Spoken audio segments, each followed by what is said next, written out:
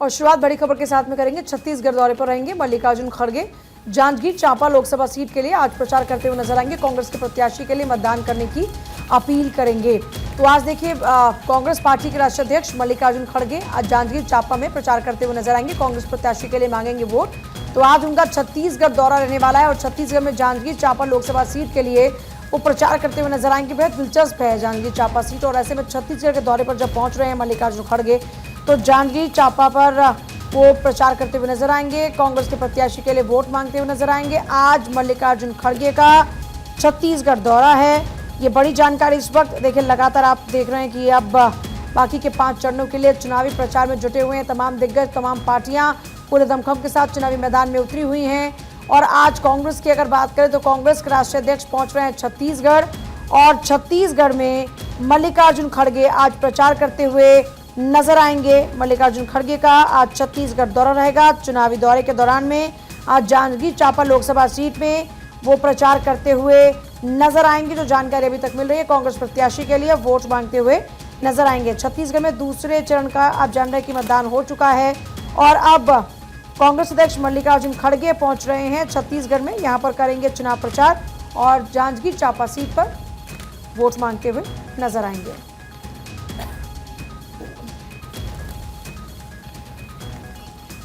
और इसी बीच एक बड़ी खबर आपको बताएंगे। वायुसेना नौसेना में शामिल हुई रैमपेज मिसाइल, बड़ी जानकारी है। हवा से सतह पर मार करने की भी क्षमता है। वायु रक्षा प्रणाली को चकमा देने वाली है मिसाइलों से लैस हुए लड़ाकू विमान। तो ये बड़ी जानकारी मिल रही है। आपको बता दें कि अपने लड़ाकू विमान के बेड़े में मारक क्षमता को बड़ा बढ़ावा मिला है। भारतीय वायुसेना ने रैमपेज लंबी दूरी की सुपरसोनिक हवा से जमीन पर मार गिराने वाली मिसाइलों को अब शामिल कर लिया है, जो कि लगभग 250 किलोमीटर की दूरी तक के लक्ष्य को मार सकती हैं। तो ये बड़ी जानकारी इसमें यह भी है कि वायुसेना में हाई स्पीड 2 मिसाइल के रूप में जानी जाने वाली मिसाइल का कथित तौर पर ईरानी ठिकानों पर हाल ही के हमलों के दौरान इजरायली वायुसेना के द्वारा बड़े पैमाने पर इस्तेमाल हुआ था। बड़े पैमाने पर इनका इस्तेमाल यहां पर लिया गया था। रक्षा सूत्रों ने यह बताया है, जानकारी मिली है कि वायुसेना ने अपने रूसी मूल के विमान बेड़े में जगुआर लड़ाकू जेट के साथ साथ SU-30 MKI और MiG-29 लड़ाकू विमानों सहित रैमपेज को अब शामिल कर लिया है। सोर्सेज के हवाले से यह जानकारी है कि बड़े स्टेशन, रडार स्टेशन जैसे लक्ष्यों पर हमला करने, उन्हें मार गिराने का विकल्प अब सेना के पास होगा। तो ये बड़ी जानकारी मिल रही है। मिसाइलों की बालाकोट हवा में इस्तेमाल की गई स्पाइस 2000 की तुलना में लंबी दूरी है। तो ये बड़ी जानकारी इसमें मिल रही है। तो जो क्षमता है वो अब और भी ज्यादा बढ़ चुकी है। भारतीय वायुसेना की नौसेना ने लड़ाकू विमानों के बेड़े में अब रैमपेज मिसाइल को शामिल कर लिया है। बढ़ते खबरों में आगे और बड़ी खबर आपको बताते चले, दिल्ली में कल से शुरू होगा नामांकन। प्रत्याशी के साथ 4 लोग साथ रह सकते हैं और सुबह 11 बजे से नामांकन की प्रक्रिया शुरू हो जाएगी। सिर्फ 3 गाड़ी ले जा सकते हैं और नामांकन स्थल पर हर आधे घंटे में इसकी घोषणा भी होगी। तो बड़ी जानकारी आपको देते चले, दिल्ली में कल से नामांकन की प्रक्रिया शुरू हो जाएगी।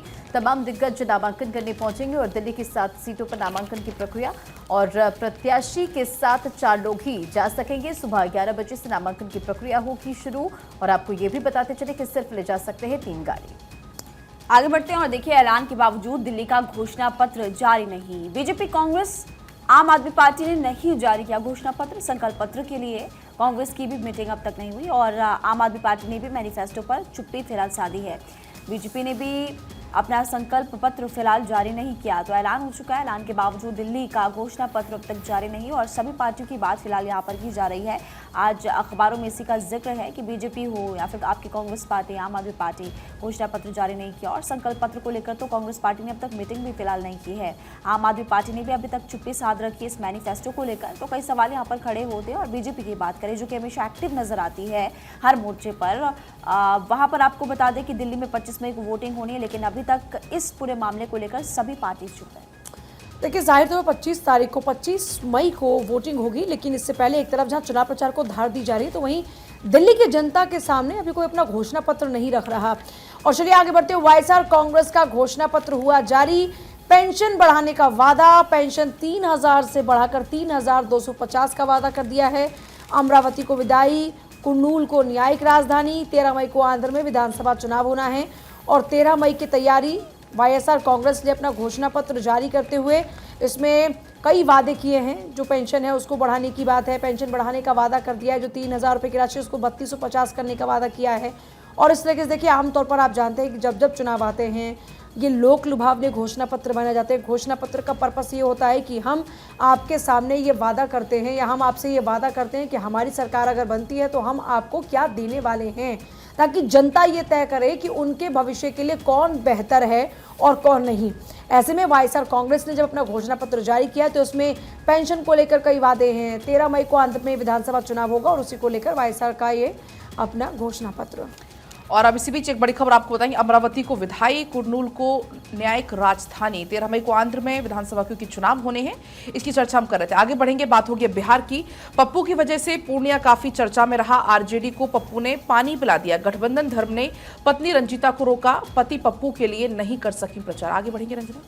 बढ़ते खबरों में आगे और देखिए महाराष्ट्र से बड़ी खबर, एक भी मुस्लिम को वोट टिकट नहीं दिया और कांग्रेस में आपको बताते चले कि बगावत, बड़े नेता ने दिया इस्तीफा, आरिफ खान ने दिया इस्तीफा। ये बड़ी जानकारी आपको दे रहे हैं महाराष्ट्र से, जहां एक भी मुस्लिम को टिकट नहीं दिया गया और कांग्रेस में बगावत की तस्वीर नजर आई। बड़े नेताओं ने इस्तीफा दिया। आरिफ खान की अगर बात करें तो उन्होंने भी इस्तीफा दिया और आरिफ खान ने कल ये कहा कि आपको वोट तो चाहिए मुसलमानों का, लेकिन आप एक भी टिकट नहीं दे रहे हैं। दरअसल महाराष्ट्र में जो अब तक टिकट बंटवारा हुआ उसको लेकर ये विरोध था कि, और देखिए बड़ी बात यह है कि आरिफ को अगर उनकी बात की जाए तो एक बड़े मुस्लिम नेता है महाराष्ट्र के अंदर कांग्रेस के, और अब अपनी ही पार्टी से उनकी नाराजगी इस बात को लेकर कि भाई आपको वोट तो चाहिए लेकिन आप टिकट नहीं दे रहे हैं। महिमा आगे बढ़ते हैं। जी आगे बढ़ते हैं और देखिए सुप्रीम कोर्ट से केजरीवाल ने क्या कहा वो आपको बताते हैं। मेरी रिहाई का हकदार कहा, शराब नीति केस में ईडी ने मनमानी की है, फिजिकली मौजूद होने के लिए कहना क्या जरूरी था, ये कहते हुए फिलहाल नजर आए हैं अरविंद केजरीवाल। सुप्रीम कोर्ट से केजरीवाल की ने ये टिप्पणी की है कि मैं रिहाई का हकदार हूँ। शराब नीति केस को लेकर कहा कि ईडी मनमानी कर रही है। इससे पहले भी जब समन भेजा गया, फिर गिरफ्तारी हो रही थी, तो हम लगातार देख रहे हैं आम आदमी पार्टी हो या फिर अरविंद केजरीवाल हो, इस कार्रवाई को लेकर लगातार सवाल खड़े कर ही रहे हैं कि राजनीति से प्रेरित ये कार्रवाई है और जानबूझकर फंसाने की कोशिश की जा रही, क्योंकि लोकसभा चुनाव चल रहे हैं। तो एक बार फिर से सुप्रीम कोर्ट से उन्होंने कहा कि मैं रिहाई का हकदार, और वो ये कह रहे हैं कि शराब नीति केस में ईडी मनमानी कर रही है। देखिए दरअसल अपनी गिरफ्तारी को चुनौती दी गई थी और उन्होंने कहा कि जो मेरी गिरफ्तारी हुई है वो ईडी ने गलत तरीके से किया। मामला सुप्रीम कोर्ट ने पहुंचा। सुप्रीम कोर्ट ने ईडी से हलफनामा मांगा। उन्होंने कहा कि आप बताइए क्या सिचुएशन है, जिसके बाद अब उसी पर जवाब अरविंद केजरीवाल ने भी दिया और उन्होंने कहा कि मैं रिहाई का हकदार हूं। रिकॉर्ड बताएंगे कि मैंने हर समन का जवाब दिया है। शराब नीति केस में ईडी ने मनमानी की है, अब ये बात कही जा रही है। और देखिए अरविंद केजरीवाल ने कहा कि मैंने तो हर बार समन का जवाब दिया, लेकिन जो गिरफ्तारी हुई थी उसका आधार पे ये था कि बार बार समन दिया जा रहा है। पूछताछ के लिए अरविंद केजरीवाल आ नहीं रहे हैं और जब आखिर में पूछताछ शुरू हुई तो उनकी उस दिन से गिरफ्तारी हुई और उसके बाद से वो न्यायिक हिरासत में हैं। सुप्रीम कोर्ट से केजरीवाल ने कहा कि मैं रिहाई का हकदार हूँ। और आगे बढ़ते हुए देखिए दिल्ली मेयर चुनाव की बात करेंगे। दिल्ली डिप्टी मेयर का जो चुनाव है वो टला, प्रिजाइडिंग ऑफिसर तय नहीं हो पाया। केजरीवाल के जेल में रहने तक टल सकता है मेयर का चुनाव। आर्थिक और नीतिगत काम इससे बाधित होंगे। जाहिर तौर पर देखिए हमने वो भी देखा जब मेयर का चुनाव हुआ तो किस तरीके से पूरा पॉलिटिकल ड्रामा देखने को मिल रहा था दिल्ली के अंदर। और अब दिल्ली में डिप्टी मेयर की बात करें तो मेयर डिप्टी मेयर के चुनाव की बात करें तो माना ये जा रहा है कि जब तक अरविंद केजरीवाल सलाखों के पीछे हैं तब तक ये सब तय नहीं हो पाएगा। और ये अपने आप में एक बड़ा विषय बना हुआ है क्योंकि हाल ही में ये चुनाव होना था लेकिन बाधित हुआ और अभी माना जा रहा है कि अभी भी पिक्चर क्लियर नहीं होगी और इसके लिए थोड़ा और इंतजार करना पड़ेगा। आर्थिक और नीतिगत जो काम है जाहिर तौर पर इसकी वजह से वो बाधित रहने वाले। मुझे लगता है पलक आप कुछ ऐड ऑन करना चाह रही हैं क्या? बिल्कुल, तो ये लगातार ये जानकारी भी हम पहुंचा रहे हैं कि केजरीवाल के जेल में रहने तक अब ये फिलहाल चुनाव टल चुका है। आर्थिक और नीतिगत क्योंकि काम फिलहाल यहां पर बाधित है। आगे बढ़ेंगे, इसी बीच एक और बड़ी खबर आपको बताएंगे। आम आदमी पार्टी विधायक अमानतुल्लाह को ईडी का यहां पर समन है। 29 अप्रैल को दस्तावेजों के साथ पेश होने के लिए कहा गया है। 18 अप्रैल को 13 घंटे तक लंबी पूछताछ यहां पर हुई है। वक्फ बोर्ड में कथित अनियमितताओं से जुड़े हुए धन शोधन के मामले में 29 अप्रैल को गवाही देने के लिए बुलाया गया है। ईडी ने बीते हफ्ते उनसे 13 घंटे तक सवाल जवाब किए थे। इस बीच एक और इसमें अपडेट ये भी है कि आप विधायक अमानतुल्लाह खान को कल एक बड़ी राहत मिली है अदालत से। अदालत ने उन्हें ईडी के समन की अनदेखी करने के लिए जांच एजेंसी के द्वारा दायर एक मुकदमे में शनिवार को जमानत दे दी है। अदालत ने अमानतुल्लाह खान को 15,000 के निजी मुचलके पर और इतने ही रुपए के मूल्य के जमानती आधार के आधार पर यहां पर जमानत मिली है। तो ये बड़ी जानकारी है। और दूसरे मामले में वक्फ में कथित अनियमितताओं से जुड़े हुए धन शोधन के मामले में 29 अप्रैल को अब गवाही देने के लिए बुलाया है। आगे बढ़ेंगे, एक और बड़ी खबर आपको बताएंगे। छात्रों को सुसाइड से रोकने के लिए राष्ट्रीय टास्क फोर्स का गठन हो गया है। सभी मेडिकल कॉलेज में सर्वे में हिस्सा लेंगे। 5 साल में देश में 122 छात्रों ने सुसाइड किया। 64 MBBS के छात्र, 58 छात्र PG के इसमें थे। बेहतर डॉक्टर उपलब्ध कराने में अब मदद मिलेगी। तो इसके लिए खासतौर पर टास्क फोर्स का गठन हो गया है, जो कि बेहतर डॉक्टर्स अब उपलब्ध कराएंगे ताकि जो सुसाइड की घटनाएं उनको कम किया जा सके। बढ़ते खबरों में आगे बड़ी खबर, औषधि तकनीकी सलाहकार बोर्ड की सिफारिश और अब निकोटिन गम के लिए डॉक्टर की पर्ची जरूरी है। टीका, दवाओं के पत्ते पर QR कोड की भी जरूरत होगी। तो औषधि तकनीक सलाहकार बोर्ड की सिफारिश है ये, अब निकोटिन गम के लिए डॉक्टर की पर्ची की जरूरत है। टीका, दवाओं के पत्ते पर QR कोड भी। आगे बढ़ते हैं और एक ही पॉलिसी में मिलेगी लाइफ हेल्थ प्रॉपर्टी का बीमा। करीब 1500 रुपए प्रीमियम पर बीमा कवर मिलेगा। पर्सनल एक्सीडेंट कवर का भी लाभ मिलते हुए नजर आएगा। IRDAI ने बीमा कंपनियों के साथ किया है मंथन। 800 रुपए प्रीमियम में लाइफ कवर और 500 रुपए में हेल्थ। इससे पहले भी मैं आपको बता ही रही थी, बीमा विस्तार करीब 1500 रुपए प्रीमियम पर मिल सकेंगे कई सारे बीमा cover. Personal accident cover, family floater का भी लाभ मिलेगा। IRDAI ने इंश्योरेंस कंपनियों के साथ फिलहाल मंथन किया है। और एक छोटा सा कॉलम, 800 प्रीमियम में लाइफ कवर और 500 में हेल्थ। लाइफ कवर और का प्रीमियम 800 रुपए के करीब हो सकता है और 500 रुपए में हेल्थ कवर। 100 रुपए के प्रीमियम में पर्सनल एक्सीडेंट कवर भी मिल सकता है और प्रॉपर्टी कवर का प्रीमियम 100 रुपए से भी कम रखा जा सकता है। ये राहत की खबर है जाहिर तौर पर। और देखिए, लोगों का जो रुझान है वो अब इस तरफ आगे बढ़ रहा है, क्योंकि लोगों को समझ में आया कि अगर आप कोई अच्छी पॉलिसी लेते हैं तो जाहिर तौर पर मुश्किल घड़ी में आपके लिए एक सहयोग हो जाता है। और वरना देखा है हमने लोगों को, देखिए इलाज के लिए कई दफ़ा लोगों को अपनी ज़मीन ज़्यादा तक बेचनी पड़ती है। तो ऐसे में जाहिर तौर पर ये एक प्रयास ऐसा होता है जिसमें आप एक सहयोग पाते हैं, एक अपने थोड़े से इन्वेस्टमेंट के ज़रिए। आगे बढ़ते हैं। इस वक्त एक बड़ी चुनौती बना हुआ है लू, और राहत की बात यह है कि उत्तर भारत में लू से राहत मिल सकती है। ओडिशा की बात हो, बंगाल की बात हो, इन समेत कई राज्यों की अगर बात करते हैं तो वहाँ पर है गर्मी का रेड अलर्ट। ओडिशा में भीषण गर्मी का प्रकोप जारी है। मौसम विभाग ने लोगों को घर पर रहने की ही चेतावनी दी है कि भाई आप घर पर ही रहें, क्योंकि ज़रा सोचिए कि अभी मई का महीना शुरू भी नहीं हुआ और तापमान 40 पार कर चुका है। यहाँ तक कि माना ये जा रहा है कि क्योंकि देखिए आप लगातार देखिए देश में चुनाव चल रहा है और देश में चुनाव जारी है, और इस बीच माना यह जा रहा है कि चुनाव पर भी इस लू के थपेड़ों का, गर्मी का असर पड़ रहा है, क्योंकि लोग अपने घरों से बाहर नहीं निकलते। हालांकि चुनाव आयोग की ओर से तमाम प्रयास किए जा रहे हैं कि अब लोग इस गर्मी के सितम से बचें और वोट कास्ट करने के लिए ज़रूर पहुंचें।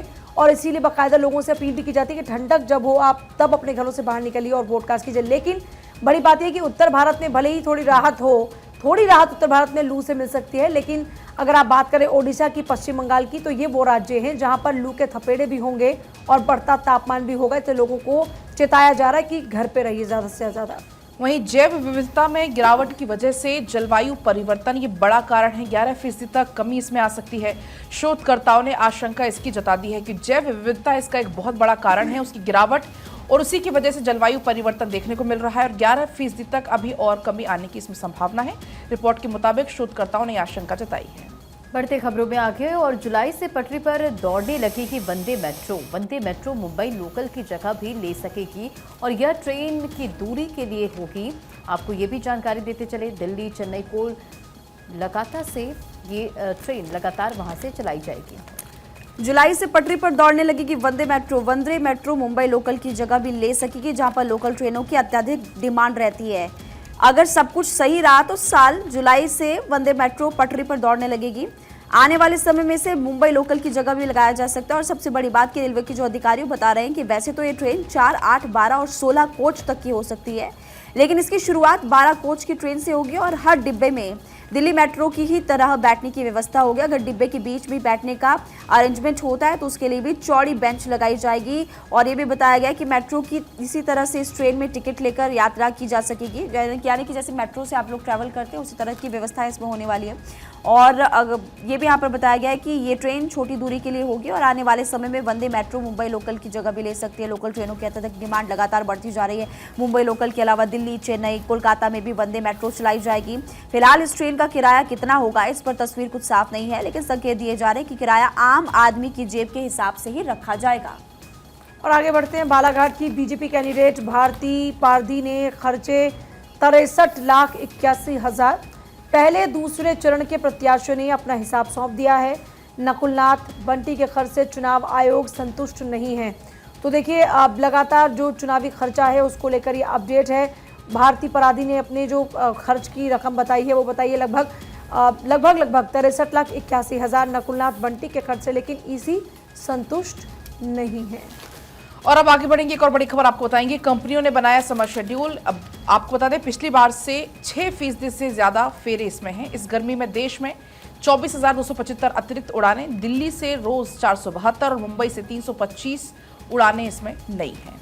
बढ़ते खबरों में आगे, नागालैंड में जबरन वसूली के विरोध में दुकान, ऑफिस सब कुछ बंद और वसूली के विरोध में अनिश्चितकालीन बंद का ऐलान कर दिया गया है। तो नागालैंड से ये तस्वीरें, जहां नागालैंड में जबरन वसूली का विरोध, दुकान, ऑफिस सब कुछ यहां पर बंद है। वसूली के विरोध में अनिश्चितकालीन बंद। क्योंकि हम आपको जागो भारत में ना सिर्फ देश भर से बल्कि विदेशों से जुड़ी हुई खबर भी बताते हैं। और नवभारत टाइम्स की बात करें तो फ्रंट पेज सेकंड पर एक खबर जो कि अमेरिका से जुड़ी हुई है। हेडलाइन, अमेरिका में डूब गया एक और बैंक, 2024 का ये पहला झटका फिलहाल अमेरिका को लगा। ये खबर वहाँ से सामने आ रही है क्योंकि हम लगातार देख रहे हैं कि हमारे भारत में भी इस तरह के बैंक्स जिसमें फ्रॉड की आशंका होती है, कुछ भी ऐसे एक्शन लिए जाते हैं और इसके अलावा कुछ बैंक्स घाटे में चलते हैं, उसको लेकर के भी हम लगातार खबरें सुनते ही हैं। अमेरिका में एक और बैंक डूब गया। देश के रेगुलेटर्स ने रिपब्लिक फर्स्ट बैंक की कमान अपने हाथ में लेकर इसे फुलटन बैंक को बेच दिया है और फिलहाल शुक्रवार को जानकारी दी गई। और सबसे बड़ी बात कि रीजनल बैंक दबाव में नजर आ रहा था और इसका पहला शिकार फिलाडेल्फिया का रिपब्लिक फर्स्ट बैंक फिलहाल बनते हुए नजर आया। तो अमेरिका से एक और ये खबर काफ़ी ज़्यादा इंपॉर्टेंट फिलहाल सामने आ रही है। और अमेरिका से एक और बड़ी खबर भी हम आपको बता देते हैं।